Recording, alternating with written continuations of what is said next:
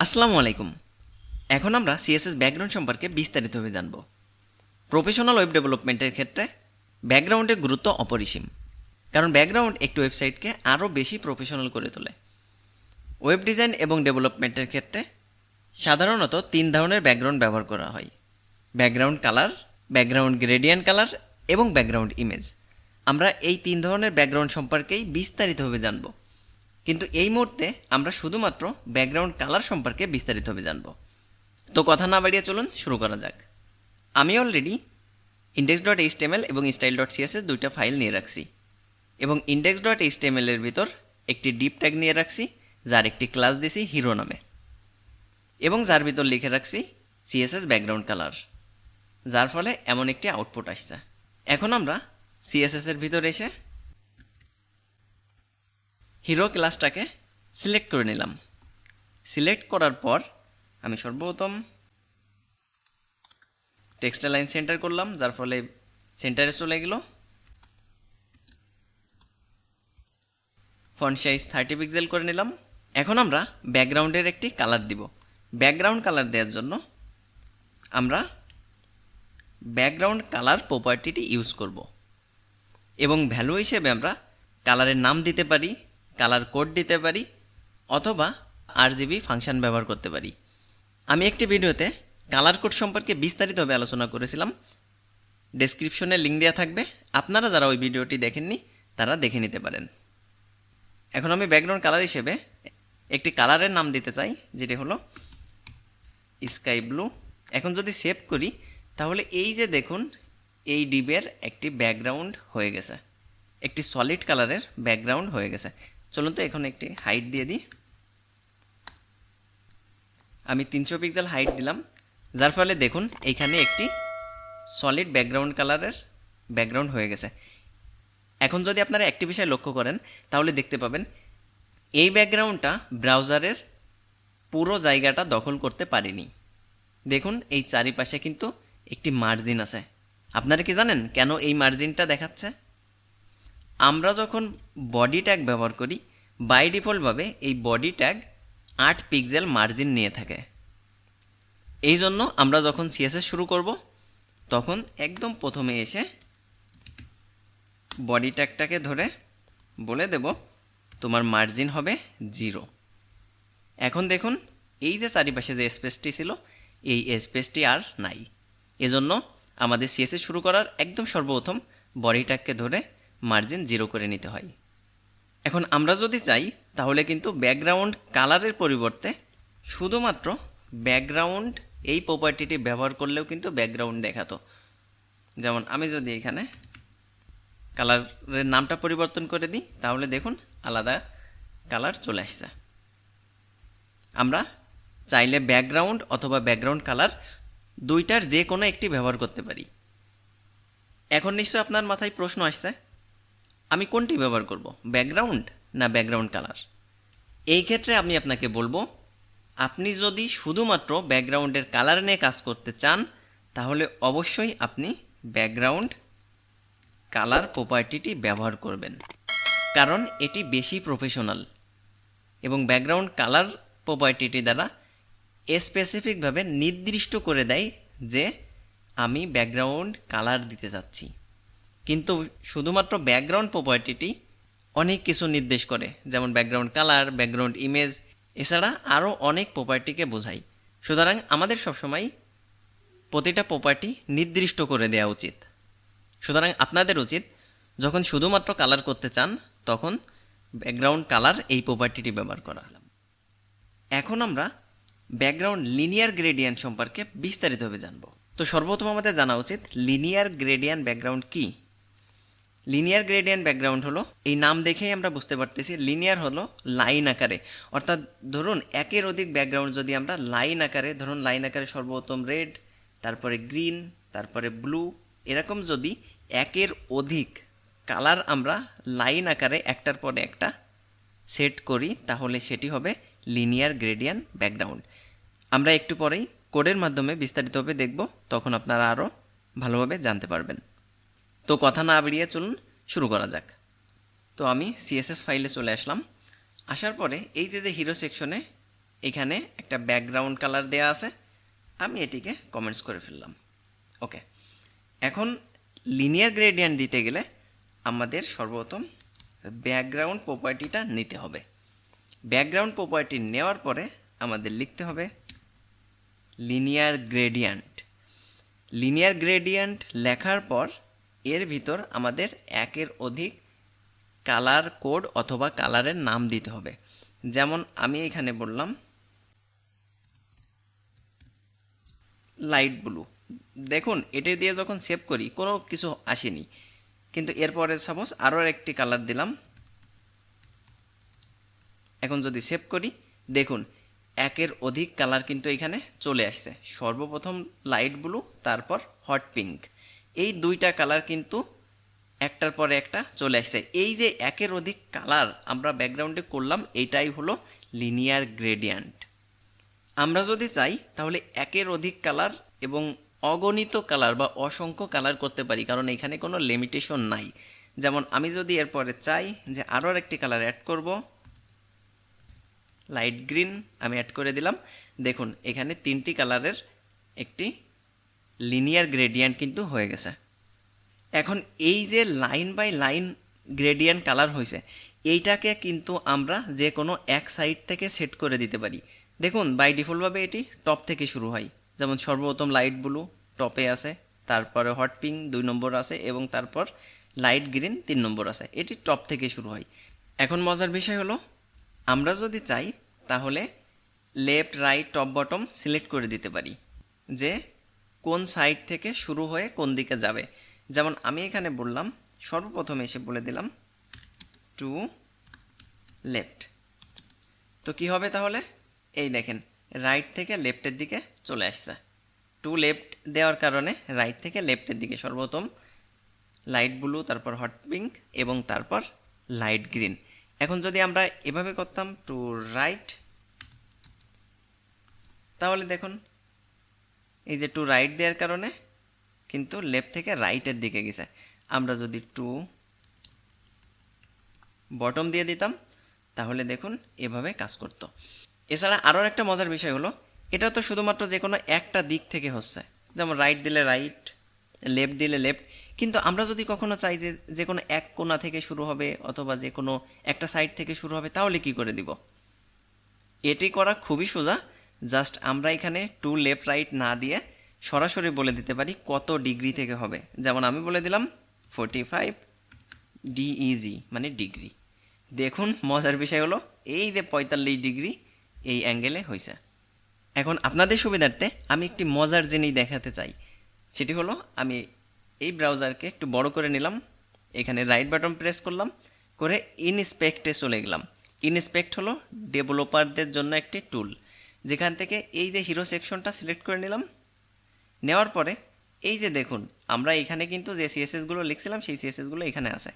এই যে linear gradient এই যে 45 ডিগ্রি দিয়েছিলাম, এখানে একটা ক্লিক করব, করে দেখুন আমরা ইচ্ছা মতো কিন্তু ঘোরাতে পারি যে আমরা কোন সাইড থেকে শুরু করব বা কত ডিগ্রিতে সেট করব। সাপোজ এমন একটি ডিগ্রিতে আমি সেট করলাম এবং তারপর যদি চাই তাহলে কিন্তু এই কালারগুলো আমরা এখান থেকে ইচ্ছা মতো কমিয়ে বা বাড়িয়ে নিতে পারি। যেমন আমি এই কালারটাকে আর একটু হালকা করে দিলাম। ওকে, দেওয়ার পরে এই আবারও বলি ইনস্পেক্ট হলো ডেভেলপারদের জন্য টুল। ইনস্পেক্ট করার পর আমরা যে ট্যাগের উপর ক্লিক করব সেই ট্যাগের সিএসএসগুলো নিচেই দেখতে পাবো। তো এইখান থেকে আমি জাস্ট এই লাইনটাকে কপি করে নিলাম, কারণ ইনস্পেক্টের যে কোডগুলো আমরা মডিফাই করব এটি যদি আবার রিলোড দিই তাহলে দেখুন আবার জায়গায় চলে গেছে।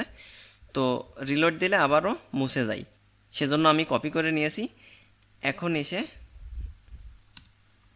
আমি এইখানে এসে এই যে লাইনটা আমি কপি করেছিলাম এটাকে আবার পেস্ট করে সেভ করলাম। দেখুন আমরা যে মডিফাই করেছিলাম সেই মডিফাইটা কিন্তু আমরা এখানে দেখতে পাচ্ছি।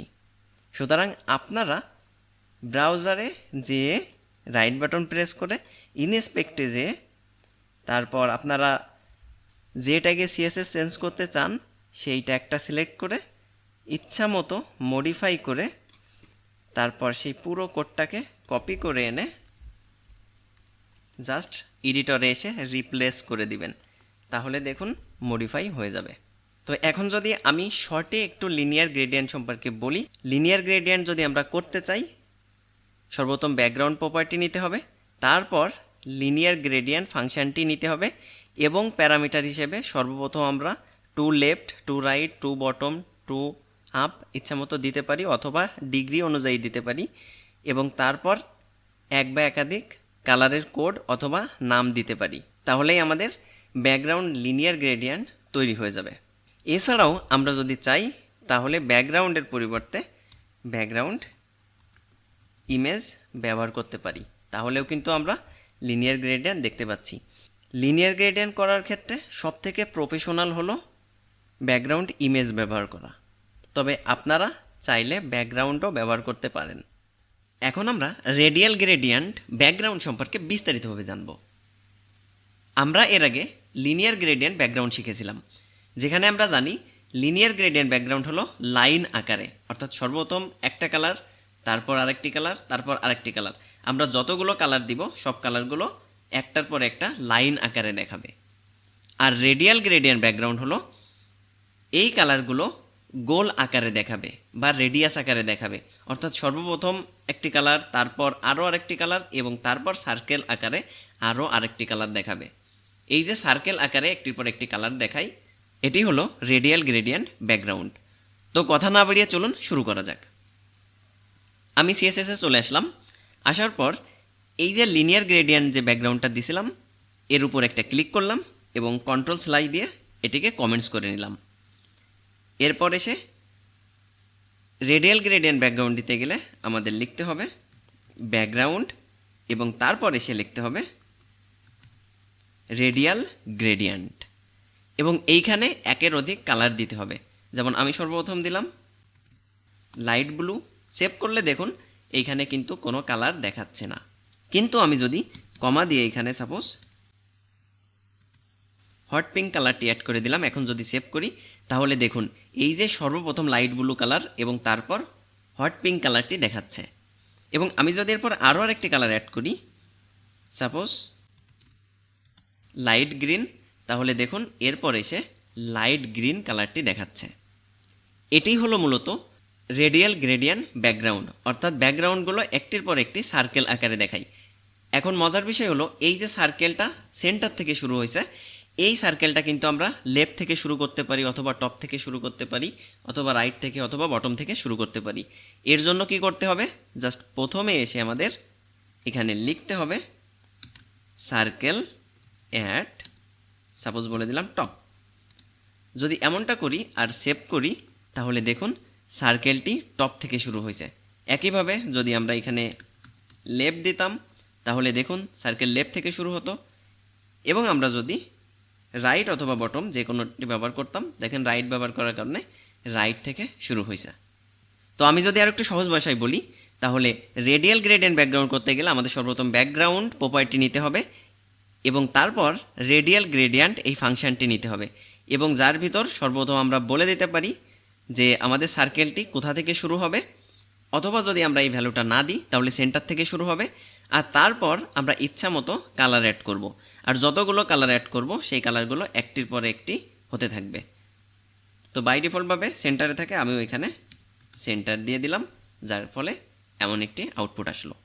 এছাড়াও আমরা কিন্তু ব্যাকগ্রাউন্ডের পরিবর্তে ব্যাকগ্রাউন্ড ইমেজ এই প্রপার্টিটা ব্যবহার করতে পারি এবং রেডিয়াল গ্রেডিয়েন্ট ব্যাকগ্রাউন্ডের ক্ষেত্রেও ব্যাকগ্রাউন্ড ইমেজ প্রপার্টিটা ব্যবহার করা উচিত, কারণ এটাই হলো সবথেকে বেশি প্রফেশনাল। এখন আমরা ব্যাকগ্রাউন্ড ইমেজ সম্পর্কে বিস্তারিতভাবে জানব। একজন ওয়েব ডেভেলপারের ব্যাকগ্রাউন্ড ইমেজ সম্পর্কে জানা অত্যন্ত জরুরি, কারণ আমরা যে প্রফেশনাল ওয়েবসাইটগুলো দেখতে পাই তার অধিকাংশ ওয়েবসাইটেই ব্যাকগ্রাউন্ড ইমেজ ব্যবহার করা হয় এবং ব্যাকগ্রাউন্ড ইমেজ একটি ওয়েবসাইটকে দেখতে আরও বেশি প্রফেশনাল করে তোলে।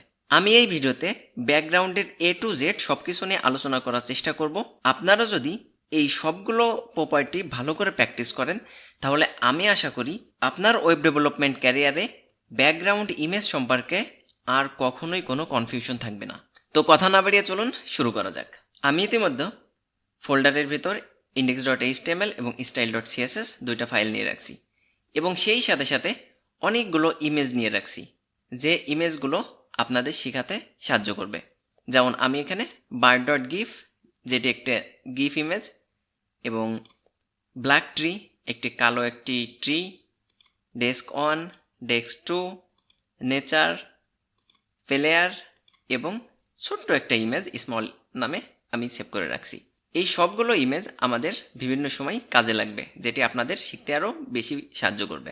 HTML এর ভিতর একটা হিরো সেকশন সেট করে রাখছি এবং CSS এ এসে এই হিরো সেকশনের হাইট, উইথ এবং টেক্সট অ্যালাইন দেওয়ার কারণে এমনটা হয়েছে।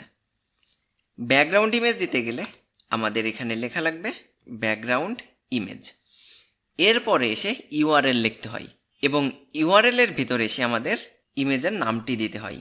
এখানে অবশ্যই সিঙ্গেল কোট অথবা ডবল কোট ইউজ করবেন।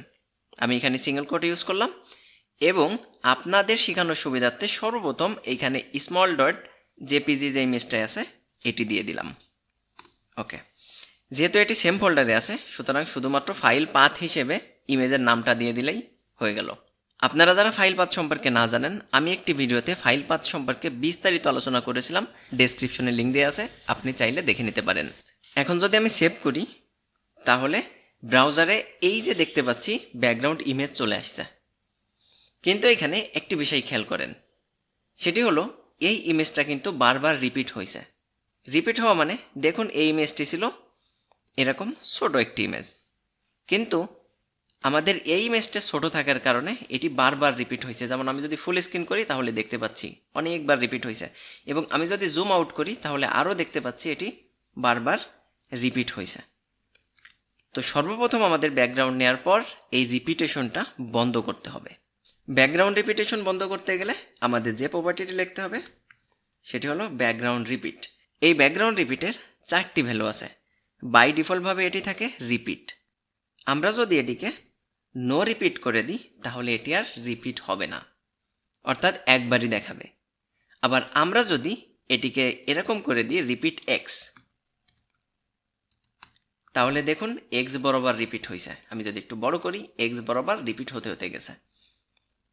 আবার আমি যদি এখানে বলে দিই রিপিট ওয়াই আর যদি সেভ করি তাহলে দেখুন ওয়াই বরাবর রিপিট হয়েছে।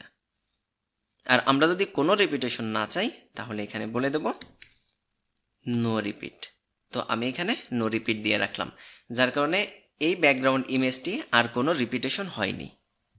এরপর আমাদের যে প্রপার্টি সম্পর্কে জানা উচিত সেটি হলো ব্যাকগ্রাউন্ড পজিশন। ব্যাকগ্রাউন্ড পজিশন দ্বারা আমরা এই যে ব্যাকগ্রাউন্ডটা নিলাম এই ব্যাকগ্রাউন্ডের পজিশন বলে দিতে পারি, অর্থাৎ এই ব্যাকগ্রাউন্ড কোথায় থাকবে। যেমন আমাদের এই রাইট পাশে থাকবে, না এই বটমে থাকবে, না সেন্টারে থাকবে, এই বিষয়টা আমরা বলে দিতে পারি। তো এটি দুইভাবে বলা যায়। প্রথমত এই যে এখানে যে দুইটা ভ্যালু, প্রথমটা হলো এক্স বরাবর অর্থাৎ এই বরাবর, আর দ্বিতীয়টি হলো ওয়াই বরাবর। তার মানে আমার এই যে 300 হাইট আছে, এই 300 হাইটের ভিতর আমি কোথায় রাখবো সেটি হলো ওয়াই বরাবর বলে দিতে পারি, এবং এক্স বরাবর হলো এই যে ডিসপ্লে যে সাইজ আছে এটাই কোথায় রাখবো সেটি বলে দিতে পারি। যেমন সর্বপ্রথম আমি এই পজিশনের প্রথম যে এক্স ভ্যালু এটা যদি আমি 100 পিক্সেল বলে দিলাম তাহলে কি হলো এই দিক থেকে 100 পিক্সেল সরে গেল। আমি যদি এখানে এরকম 200 পিক্সেল দিতাম তাহলে কি হলো এটা 200 পিক্সেল, এই যে এই বাম পাশ থেকে যে 200 পিক্সেল সরে গেল। এছাড়া আমরা পার্সেন্টেজ হিসেবেও দিতে পারি, যেমন আমি বলে দিলাম 40%, তাহলে কি হলো আমার টোটাল যে ডিসপ্লে এর 40% সরে গেল। যেমন এই দেখেন এই টোটাল ডিসপ্লের এই 40% দূর থেকে পজিশনটা শুরু হয়েছে। এখন আমি স্ক্রিন আবার ছোট করলাম, করার পর এটি হলো ওয়াই বরাবর, অর্থাৎ আমার সর্বোচ্চ আছে হাইট আছে 300 পিক্সেল, এর কতটুক দূরে নেব। তো এখন এক্স বরাবর এই পিক্সেল বা পার্সেন্টেজ ছাড়াও আমরা যদি চাই তাহলে এভাবে দিতে পারি যে লেফট সেন্টার রাইট, অর্থাৎ আমরা যদি লেফট থেকে দিতে চাই তাহলে এই যে লেফট, আমরা যদি চাই সেন্টারে রাখবো তাহলে এই যে সেন্টার, আর আমরা যদি চাই রাইটে রাখবো তাহলে এখানে ব্যবহার করব রাইট। যেমন আমি এখানে আপাতত সেন্টারে রাখলাম। একইভাবে এই ওয়াই বরাবর ভ্যালুটা আমরা যদি চাই পিক্সেল পার্সেন্ট অথবা টপ সেন্টার বটম অনুযায়ী দিতে পারি। যেমন আমি বলে দিলাম সাপোজ টপ থেকে 50 পিক্সেল নিচে এসে শুরু হবে, তো এই যে 50 পিক্সেল নিচে এসে শুরু হলো। অথবা আমরা সরাসরি এরকম বলে দিতে পারি যে বটম থেকে শুরু হবে, তো এই যে 300 পিক্সেলের যে বটমটা ছিল এখান থেকে মূলত শুরু হয়েছে। অথবা আমরা এটাও বলে দিতে পারি সেন্টার। ওকে, তো একটা মজার বিষয় আছে, সেটা হলো দুইটা ভ্যালু না দিয়ে যদি আমরা কখনো সেন্টার করতে চাই তাহলে একটা ভ্যালু দিলেই হয়, সেটা এক্স এবং ওয়াই বরাবর দুই দিকেই সেন্টার থাকবে আর কি। তো দুইটা ভ্যালু ব্যবহার করাই সব থেকে প্রফেশনাল। এরপর এসে আমাদের যে প্রপার্টি সম্পর্কে জানা উচিত সেটি হলো ব্যাকগ্রাউন্ড সাইজ। এরপর আমাদের যে প্রপার্টিটি সম্পর্কে জানা উচিত সেটি হলো ব্যাকগ্রাউন্ড সাইজ। এই ব্যাকগ্রাউন্ড সাইজ আমরা প্রপার্টির নাম শুনে বুঝতে পারতেছি, যেটি দ্বারা এই ব্যাকগ্রাউন্ডের সাইজ কতটুকু হবে সেটি বলে দেয়। বাই ডিফল্টভাবে এই ব্যাকগ্রাউন্ড সাইজের ভ্যালু থাকে হলো অটো। অটো মানে হলো ইমেজের সাইজ যদি বড় হয় তাহলে বড় করে দেখাবে, যে ইমেজের সাইজ যদি ছোট হয় তাহলে ছোট করে দেখাবে।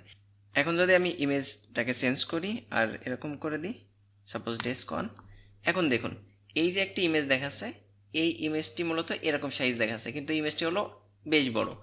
বড় থাকার কারণে দেখুন আমি যখন বড় ডিসপ্লে দিচ্ছি তখন এরকম দেখাচ্ছে, অর্থাৎ এই ডিসপ্লের ফুল স্ক্রিন হচ্ছে না। কিন্তু আমি যদি ছোট ডিসপ্লে অর্থাৎ মোবাইল ভার্সনে দেখতাম তাহলে এরকম দেখাতো, অর্থাৎ ইমেজের বেশ কিছু অংশ কেটে যাচ্ছে। এটাকে কিন্তু আমরা পিক্সেল হিসেবে কন্ট্রোল করতে পারি। যেমন ধরুন যে আমি বলে দিলাম এই ইমেজটি হবে 400 পিক্সেল, তাহলে কি হলো এই যে ইমেজটির সাইজ এখন 400 পিক্সেল। আবার আমি কিন্তু চাইলে পার্সেন্ট অনুযায়ী করতে পারতাম, যেমন আমি বলে দিলাম এই পুরো স্ক্রিনটা জুড়ে থাকবে, তার মানে ইমেজের সাইজ হবে 100%। এখন দেখুন 100% হলো, কিন্তু এটি হলো এক্স বরাবর বা উইথ, ইমেজের উইথ। তো ইমেজের উইথ হলো 100%। এখন দেখুন এই উপর থেকে কিছু অংশ কেটে গেছে, তাহলে দ্বিতীয়টা হলো হাইট। হাইটও আমি বলে দিলাম সাপোজ এরকম 100%। তাহলে এখন হাইট এবং উইথ দুটোই 100% আছে।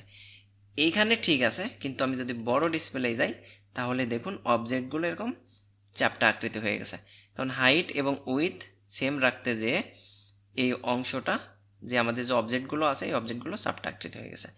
এটি আমরা কখনো করব না, প্রফেশনাল আমরা কাজ করতে গেলে এটি না করে এই ব্যাকগ্রাউন্ড সাইজের বেশ কিছু ভ্যালু আছে, আমরা সেই ভ্যালুগুলো ইউজ করে যদি কাজ করি তাহলেই সব থেকে প্রফেশনাল হবে। তাহলে ইমেজটা এই ডিভাইস অনুযায়ী লম্বা বা চাপটা হবে না, যেমন মোবাইলে এরকম থাকলো বা ডেস্কটপে গেলে বড় চাপটা হয়ে গেল, এরকম আসলে হবে না।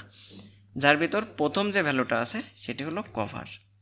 এই কভার যদি আমরা দিই তাহলে কি হবে, তাহলে এক্স বরাবর কভার হবে, কিন্তু ওয়াই বরাবর যদি আমার এই হাইটের পরিমাণ কম হয় তাহলে কেটে যাবে। তো দেখুন এখন যদি যে বড় করি তাহলে দেখুন এক্স বরাবর পুরো স্ক্রিন হয়েছে, আর ওয়াই বরাবর এই যে এই উপর একটা কাপ ছিল এগুলো সব কেটে গেছে, এই যে এগুলো সব কেটে গেছে, কারণ আমার ফুল স্ক্রিন করতে যে ওয়াই বরাবর হাইটে কেটে গেছে। এখন কোথা থেকে কাটতেছে, আমাদের যেহেতু দুটাই সেন্টারে দেওয়া, সুতরাং সবসময় সেন্টার থেকে নেবে ইমেজ, আর উপর আর নিচেই লেফট আর রাইট থেকে কেটে যাচ্ছে আর কি। এখন 2 নম্বর যেটা আসে সেটা হলো কোয়ান্টেইন। কোয়ান্টেইন দেওয়া মানে হলো আমার হাইট বরাবর পুরো স্ক্রিন জুড়ে হবে, এই যে হাইটটা পুরো স্ক্রিন জুড়ে হচ্ছে, কিন্তু ওয়াই বরাবর বা উইথ বরাবর অটো হচ্ছে। তারপরে দেখুন হাইটটা ফুল করার পরে এটা তো 300 পিক্সেল ছিল, 300 করার পরে উইথ ইমেজের সাইজ হলো এই, যার কারণে এ আর বড় করতে পারিনি। তো আমরা বেশিরভাগ ক্ষেত্রে হলো কভার ইউজ করি। এছাড়া অটো আছে, যেটা আমি প্রথমেই দেখালাম, অটো মানে হলো যেটা বাই ডিফল্টভাবে অটোমেটিক থাকে। এছাড়া আছে ইনিশিয়াল, যেটা আমি একদম ইনিশিয়াল পর্যায়ে ইমেজটা কেমন ছিল সেই অনুযায়ী দেখাতে পারি। ঠিক আছে, এটিও যদি আমরা দিই তাহলে এই যে ডিসপ্লের এরকম দেখতে পাচ্ছি, মানে ইনিশিয়াল অবস্থায় ইমেজটা যেমন ছিল আর কি। তো আশা করি আপনারা ব্যাকগ্রাউন্ড সাইজ সম্পর্কে বিস্তারিত বুঝতে পারছেন। তো বেশিরভাগ ক্ষেত্রে ব্যাকগ্রাউন্ড সাইজ হিসেবে কভার ইউজ হয়, যার ফলে ইমেজের উইথ বরাবর সেম থাকে, হাইট বরাবর আমার প্রয়োজন অনুযায়ী কেটে যায়। এখন একটি মজার বিষয় হলো এই যে 3টা প্রপার্টি, এই 3টা প্রপার্টির কাজ কিন্তু আমরা একসাথেই করে ফেলতে পারি। কিভাবে, যেমনটা ধরুন যে আমি এটিকে কমেন্টস করে নিলাম, কমেন্টস করে নেওয়ার পরে এমন হলো এই 3টা প্রপার্টির কাজ কিন্তু আমরা এক ব্যাকগ্রাউন্ড প্রপার্টি দ্বারাই করে ফেলতে পারি। ব্যাকগ্রাউন্ড প্রপার্টি দিয়ে এই কাজটি করতে গেলে আমার সর্বপ্রথম ব্যাকগ্রাউন্ড প্রপার্টি ব্যবহার করতে হবে এবং তারপর বলতে হবে এখানে ইউআরএল। অর্থাৎ দেখুন এই যে এইখানে যে ইউআরএলটা ব্যবহার করছিলাম এই ইউআরএল এসে এখানে বলে দিতে হবে। ইউআরএল দেওয়ার পরে দেখুন ব্যাকগ্রাউন্ড চলে আসলো, আসার পরে দেখুন এই যে এই ব্যাকগ্রাউন্ডটা এমন হয়েছে। আচ্ছা, তো 2 নম্বরে এসে যেটা বলতে হবে যে এই যে রিপিট, এই রিপিটটা যাতে না হয় সেজন্য আমার এখানে এসে বলে দিতে হবে। আচ্ছা, এটারেও আমি কমেন্টস করি তাহলে আরও একটু ভালো বুঝতে পারবেন আর কি। দেখুন এখন যদি বড় স্ক্রিনে যাই এই দেখেন রিপিট হয়েছে।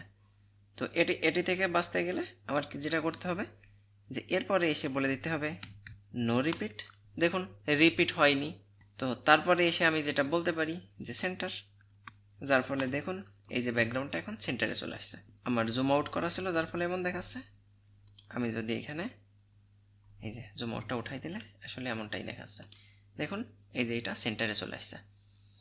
এরপর এসে আমরা তো এই যে ব্যাকগ্রাউন্ডের সাইজ যেটা আপনাদের বোঝার সুবিধার্থে আমি এটা কমেন্টস করে রাখছিলাম, এটা এখন ছেড়ে দিলেই হয়ে যাচ্ছে। তার মানে এক লাইনেও কিন্তু আমি পুরো কাজটি করতে পারি এবং এগুলো উল্টাপাল্টা হলেও কোনো সমস্যা নেই। যেমন সর্বপ্রথম আপনি চাইলে সেন্টার, তারপরে দেখা যাচ্ছে নো রিপিট, তারপরে ইউআরএল দিতে পারেন, কিন্তু আমাদের সর্বপ্রথম উচিত ইউআরএল দেয়া। কিন্তু আমরা এমনভাবে কাজ করব না, এটা আপাতত জেনে রাখলাম শুধুমাত্র।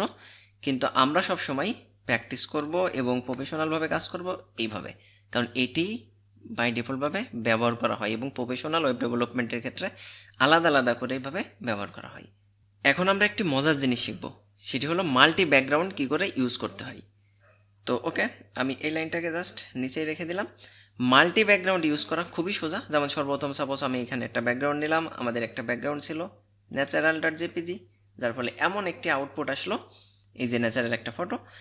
এরপরে আমরা আরও আরেকটি ব্যাকগ্রাউন্ড এখানে আনবো, যেমন এখানে একটা বার্ড ছিল, এরকম একটা পাখি। তো এই পাখিটাকে আমরা এরপরে আনবো, মানে দুইটা আলাদা আলাদা ব্যাকগ্রাউন্ড আমরা ব্যবহার করতে যাচ্ছি। তো এটি করা খুবই সোজা। জাস্ট এই যে একটা ব্যাকগ্রাউন্ড ইউজ করেছিলাম, এখানে এসে কমা দিয়া জাস্ট এখানে আবার আরেকটা ইউআরএল আমি দিয়ে দিলাম এরকম। আমার আরেকটা ইমেজ আছে, সেই ইমেজটি হলো এই যে bird.gif, এই ইমেজটি। তো আমি এই ইমেজটি ইউজ করব, যার ফলে আমি এখন কি করলাম, এইখানে এসে বলে দিলাম bird.gif। দেখুন এইখানে ইমেজটি দেখতে পাচ্ছি না, এই বার্ডের ইমেজটি দেখতে পাচ্ছি না। কেন? কারণ হলো আমরা প্রথমে যে ইমেজটি দিই সেই ইমেজটি থাকে সবার উপরে, তারপর যে ইমেজটি দিই এটি থাকে তারপর, এবং তারপর যে ইমেজটি দিই এটি থাকে তারপর। তো ওকে, আমি এই ক্ষেত্রে কি করলাম, আমি দরকার পাখিটাকে আগে দেখানো, যার কারণে এই যে বার্ডগুলো ছিল এটা আগে দিলাম। দেখুন এটা কিন্তু আগে দেখাইছে। তারপর এসে এই যে নেচার.জেপিজি ছিল এটা পরে দেখাইছে। এখন এই যে বার্ডের সাইজ, এটা আমরা সাইজ করতে চাই।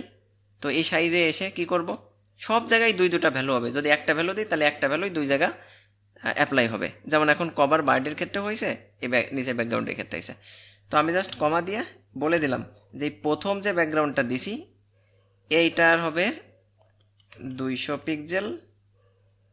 তো দেখুন এই যে এটি 200 পিক্সেল হয়েছে, এবং তারপর একটা কভার মানে ফুল স্ক্রিন জুড়ে হয়েছে।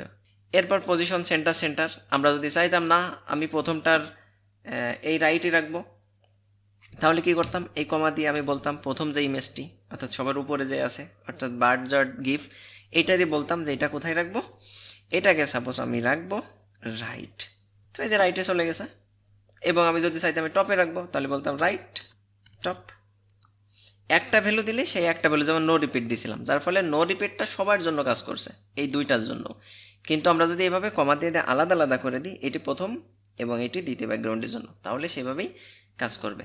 তো আমি এখানে বলে দিলাম যে ল্যাপটপ এরকম একটা জায়গায় আছে। আপনারা 2টা 3টা বা 4টা আলাদা আলাদা ব্যাকগ্রাউন্ড ইউজ করতে পারেন এবং সেই সাথে সাইজটাকেও আলাদা করে দিতে পারেন। যেমন এখানে সাইজ কভার না দিয়ে আমি এরকম বলে দিতে পারতাম 100 পিক্সেল, আপনার যদি কখনো দরকার পড়ে। বা আমি এখানে বলে দিলাম আরও যে 300 পিক্সেল। তো দিয়ে এটারে সাপোজ রাইটই ছেড়ে দেবো, তাহলে আমি কি করতাম, তাহলে আমি বলে দিতাম দ্বিতীয়টা যে রাইট। যেমন আপনি এখানে একটা গাছ দেবেন আর এখানে একটা পাখি দেবেন, এটাও কিন্তু আপনি দিতে পারতেন। যেমন এখানে আমি বলে দিলাম যে আমার একটা ট্রি ছিল না, ব্ল্যাক ট্রি, এখানে একটা গাছ আর এখানে একটা পাখি। তো আমি এটার বড় ছোট ইচ্ছা মতো তো করতেই পারতেছি, ঠিক আছে। এই যে এটার সাইজ হাইট উইথ বড় করেই আমি এটারে বড় অথবা ছোট করতে পারতেছি। তো আমি আবার একটু ব্যাক গেলাম যে এটার কভার থাক এরকম থাক। তো আশা করি আপনারা এই মাল্টি ব্যাকগ্রাউন্ড কি করে নেবেন সেটা বুঝতে পারছেন। এটা করা খুবই সোজা, জাস্ট ব্যাকগ্রাউন্ডে প্রতিটা ভ্যালু ডাবল করে দিলেই হয়ে যাচ্ছে।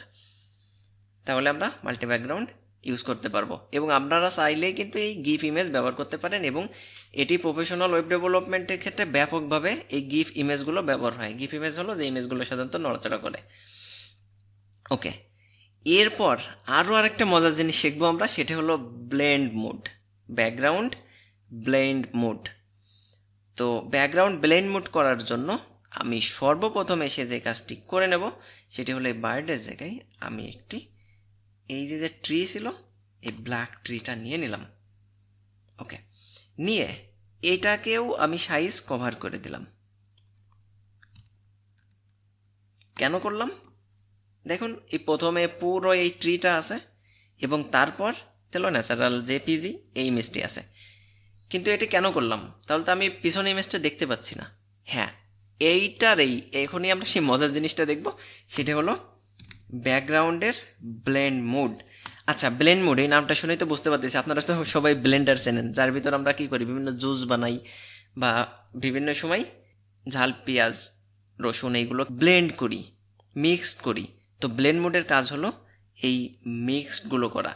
আমি ব্লেন্ড মোডের কয়েকটা ভ্যালু দেখাই দিচ্ছি এবং ডেসক্রিপশন দিয়ে দিব, আপনারা ডেসক্রিপশন থেকে এক এক করে কপি করে সবগুলো প্র্যাকটিস করবেন।